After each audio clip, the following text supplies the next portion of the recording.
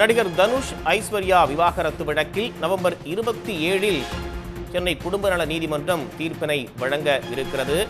இன்று காலையில் ஐஸ்வர்யா குடும்ப நல நீதிமன்றத்தில் ஆஜராகி இருந்த நிலையில் சற்று முன்பாக நடிகர் தனுஷும் ஆஜராகி இருந்தார். இந்த வழக்கில் நவம்பர் 27 தீர்ப்பு என்பது வழங்கப்பட இருக்கிறது. விரிவான விவரங்களை வழங்குவதற்காக சிறப்பு செய்தியாளர் ரமேஷ்குமார் இணைப்பில் இருக்கீங்க. கூடுதல் விவரங்களை சொல்லுங்க. நடிகர் தனுஷ் மற்றும் ஐஸ்வர்யா விவாகரத்து வழக்கில் வருகிற 27 அது தொடர்பான விவாகரத்து உத்தரவை பிறப்பிக்க இருப்பதாக சென்னை உயர்நீதிமன்ற வளாகத்தில் இருக்கிற குடும்ப நல நீதிமன்ற நீதிபதி சுபாதேவி அறிவித்திருக்கிறார். ஏற்கனவே இவர்கள் இருவரும் தனித்தனியே பரஸ்பரம் விவாகரத்து கோரி மனு தாக்கல் செய்திருந்தார்கள். அந்த மனுவினுடைய விசாரணை கடந்த 1 வருடங்களுக்கு மேலாக நடைபெற்றது. இந்த நிலையில தான் இருவருமே இன்று நேரில் ஆஜராக வேண்டும் என்று நீதிபதி சுபாதேவி உத்தரவிட்டிருந்தார். அதன்படி இருவரும் ஆஜரானார்கள்.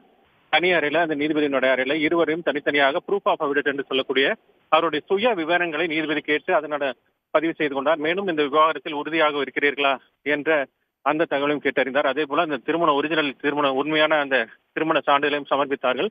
இதையடுத்து நாங்கள் இருவரும் பரஸ்பரம் விவாகரத்தில் உறுதியாக இருக்கிறோம் என்று ஒப்புதல் அளித்தார்கள். அதன் அடிப்படையில் அனைத்து நடவடிக்கைகளும் நீதிமன்ற நடவடிக்கைகள் முடிந்துவிட்டதன் காரணமாக வருகிற 27 இது தொடர்பான உத்தரவை, அதாவது இருவருக்கும் பரஸ்பர விவாகரத்து தொடர்பான உத்தரவை பிறப்பிக்கப் போவதாக நீதிபதி சுபாதேவி அறிவித்திருக்கிறார்.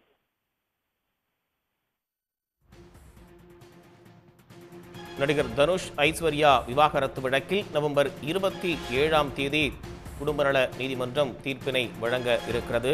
முன்பாக இந்த வழக்கில் 3 முறை விசாரணைக்கு இருவரும் ஆஜராகாத நிலையில் இன்றைய தினம் விசாரணைக்கு இருவரும் ஆஜராகி இருந்த நிலையில் இந்த வழக்கின் தீர்ப்பு என்பது நவம்பர் 27 வழங்கப்பட இருக்கிறது. கூடுதல் தகவல்களை தந்தமைக்காக செய்தியாளர் ரமேஷ்குமார் உங்களுக்கு நன்றி. உடனுக்குடன் செய்திகளை தெரிந்து கொள்ள சன் நியூஸ் பெல் ஐகானை கிளிக் பண்ணுங்க.